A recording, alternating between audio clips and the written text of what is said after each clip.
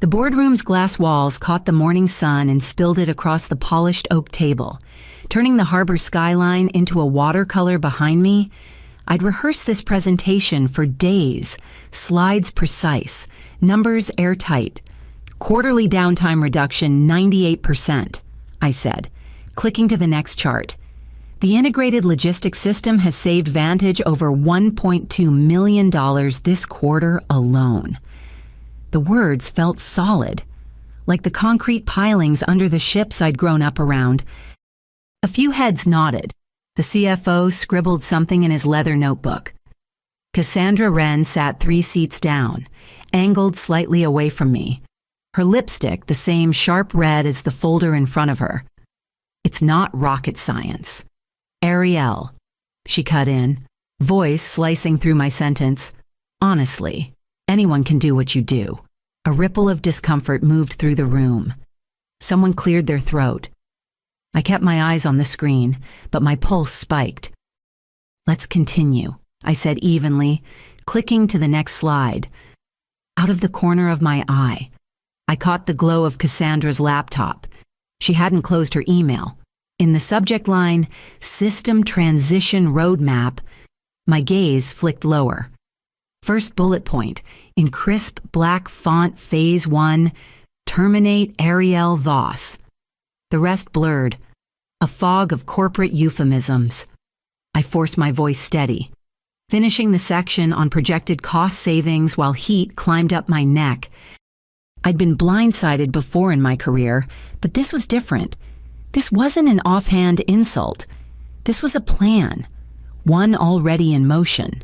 When the COO asked about long-term maintenance projections, I answered smoothly, almost automatically, the numbers rolling out like tidewater. Inside, the humiliation and the revelation braided into something sharper. Cassandra leaned back in her chair, faint smile curling at the corner of her mouth as if she'd already won.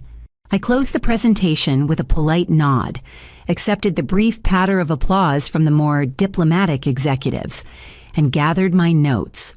On the walk back to my office, the corridor felt longer than usual, the hum of muted conversations and clicking keyboards muffled under the sound of my own thoughts.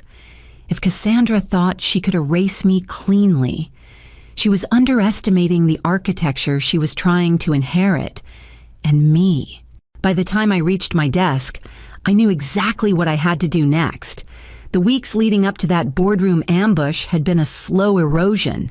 Cassandra had a talent for making theft look like leadership. At first, it was small R architecture instead of Ariel's architecture during team updates. Then I stopped getting invites to client calls I'd always led, replaced by her smiling face on the video conference screen. When project reports went upstairs, my name shrank to the bottom in a smaller font or disappeared entirely. She called it documentation best practice, but the level of detail she demanded was surgical.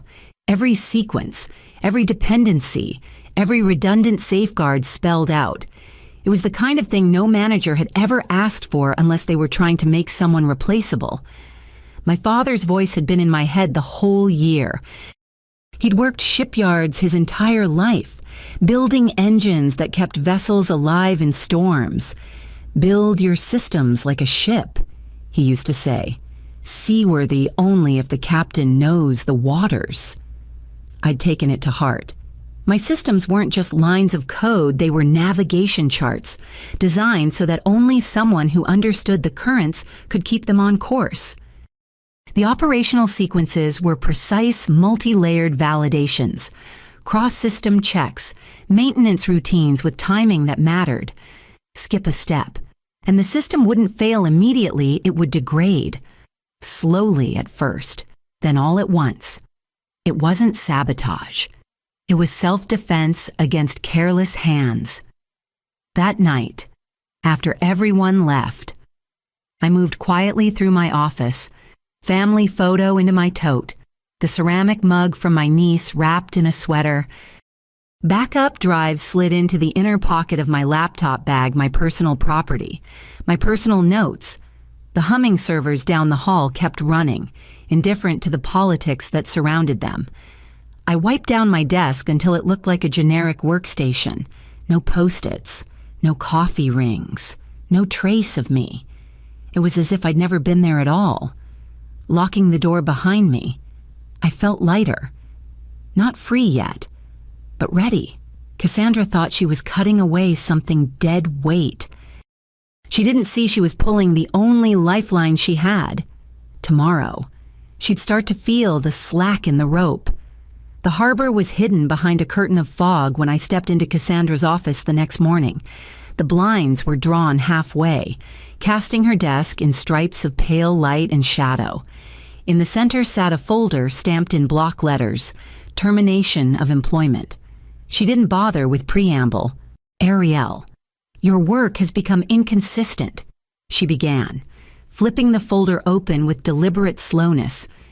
Your attitude toward management directives has also been problematic. I stood still, hands at my sides, watching her arrange her words like chess pieces. You're not indispensable, she added, as though the phrase tasted good in her mouth. We'll bring in consultants, fresh eyes, new perspectives. I almost smiled. Consultants who would inherit a map without a compass.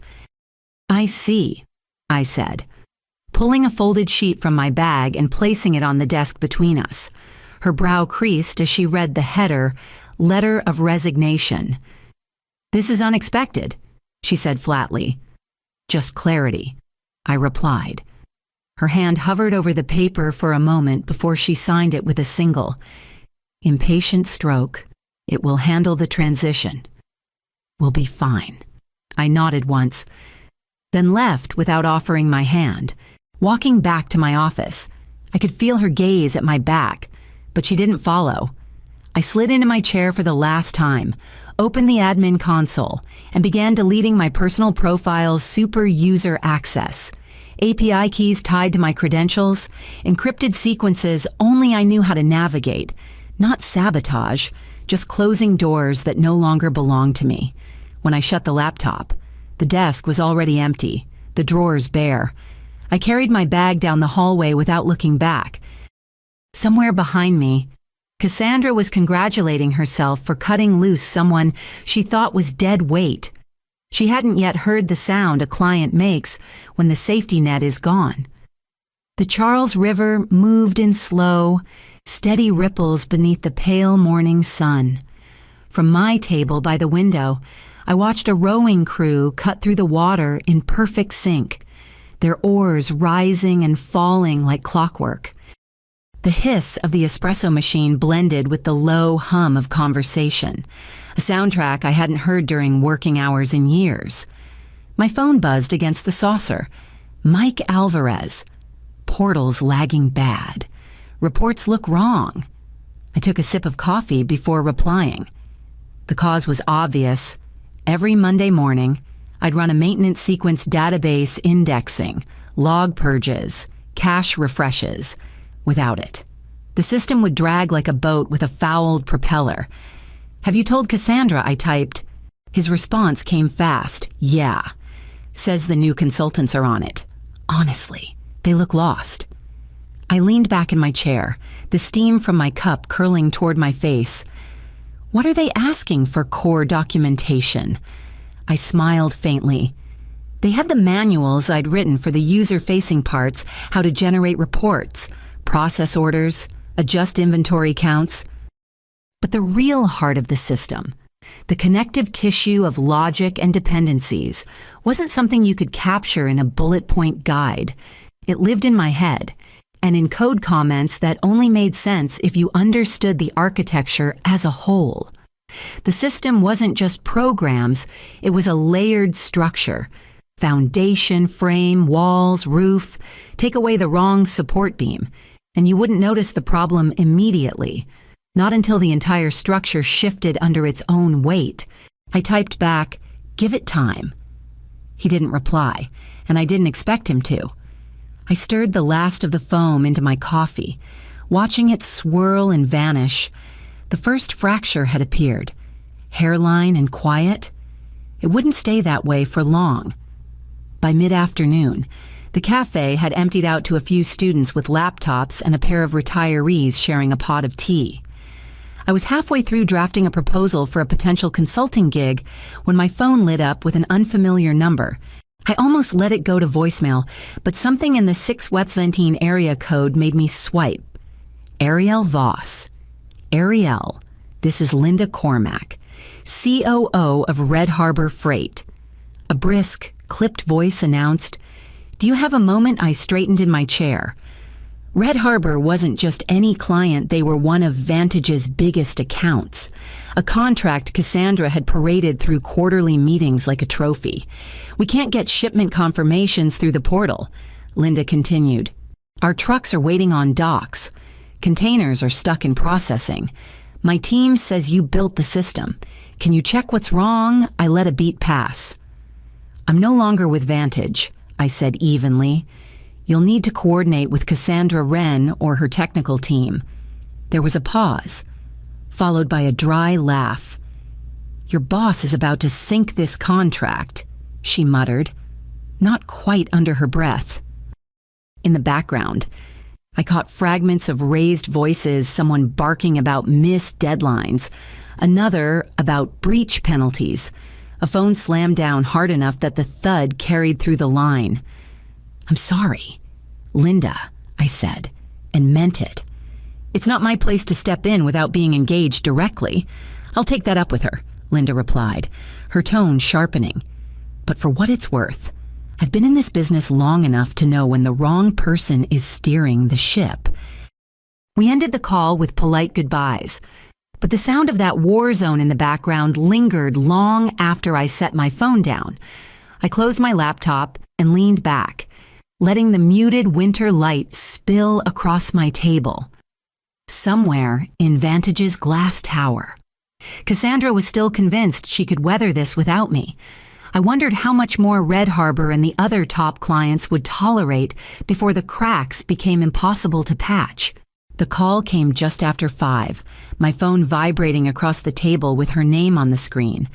I let it ring twice before answering. "Ariel," Cassandra said, her voice tight, words clipped like she was trying to hold them together. "We're having just a few glitches. Could you pop in for a few hours to help the team get back on track?" I let a slow breath out, keeping my tone even. "My emergency consulting rate is $600 an hour, 4-hour minimum. Paid in advance." Silence. Then a sharp laugh without humor. "That's ridiculous. You used to make that in a day, not an hour. That's the market rate for what you're asking," I said, my fingers resting lightly on the rim of my coffee cup. "If you think someone else can handle it, you should call them. Ariel, good luck. Cassandra." I ended the call before she could finish. The room was quiet except for the hum of my laptop fan. I poured the last of my coffee into the sink, the rich smell lingering in the air, and sat back down to finish my notes for another client. Less than an hour later, my phone buzzed again. This time it was a text from Mike. 3 clients threatening legal action. Heard Cassandra slam her door so hard the blinds fell. I smiled, not out of malice, but from the clarity of cause and effect. Cassandra had been so certain the systems could be handled by fresh eyes, and now those eyes were watching the structure buckle under pressure. I typed back a simple, "hang in there." Then I set my phone face down and returned to my work. Knowing the clock had just started ticking louder in Cassandra's world, I woke to the gray light of morning spilling across my bedroom and the insistent buzz of my phone on the nightstand. 14 missed calls. The caller list was a solid block of Cassandra's name, interrupted only by 2 from an unknown office number I recognized as Vantage's main line. I scrolled to the newest voicemail and pressed play. Her voice came through hoarse and frayed, the veneer of control stripped away. "Ariel, please, we need you." The update failed. Overnight pending invoices are gone. The transaction queue is frozen. Name your terms.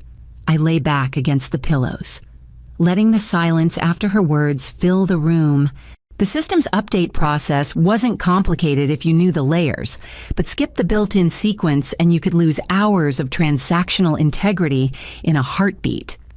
I set the phone down and got dressed for the gym.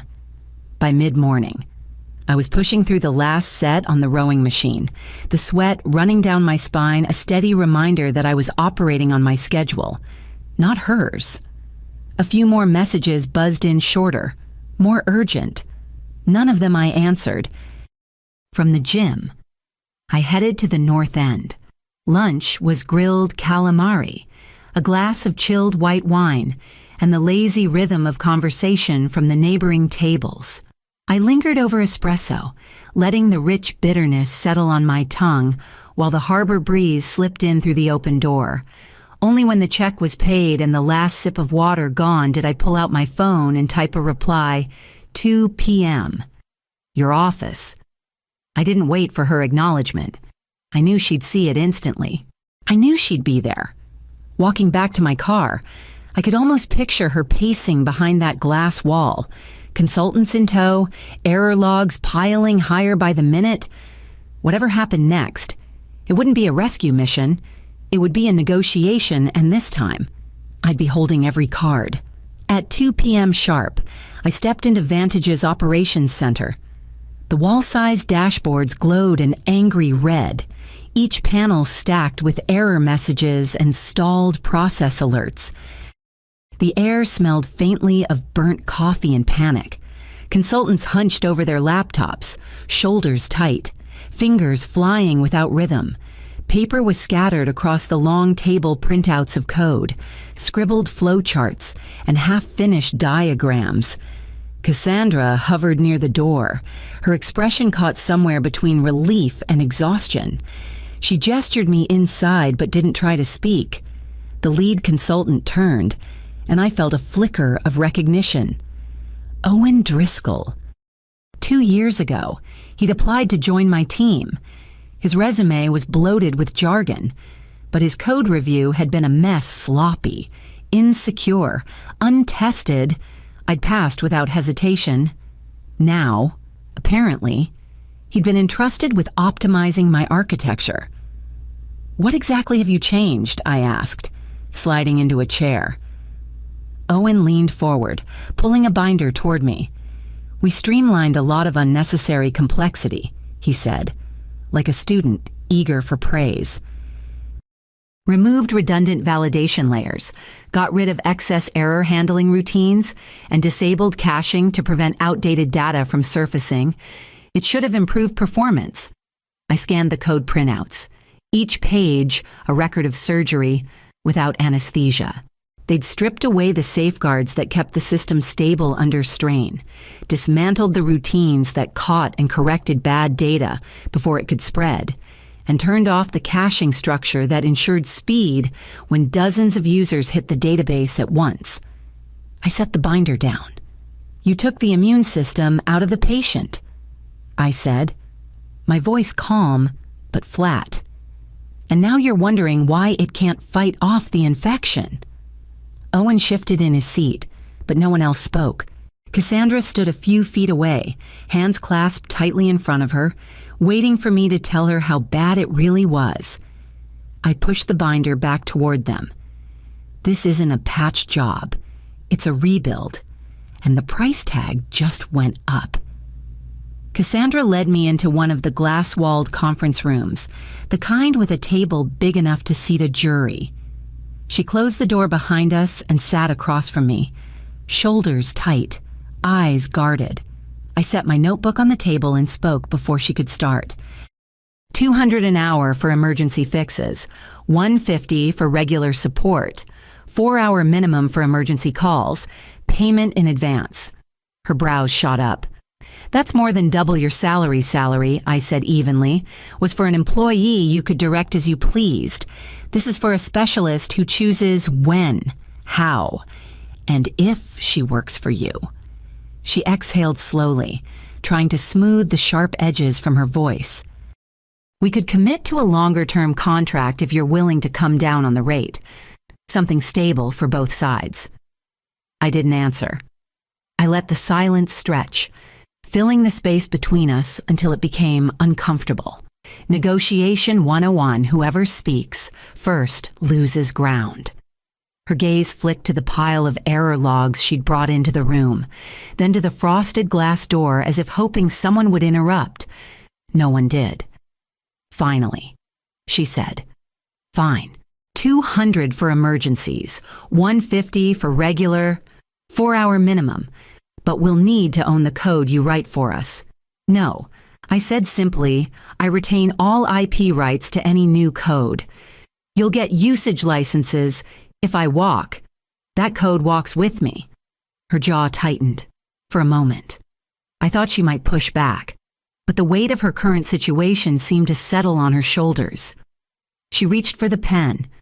The moment the nib touched paper, her phone buzzed against the table. The name Linda Cormack lit up the screen. Cassandra froze for a heartbeat, then turned the phone face down and signed the contract without looking at me.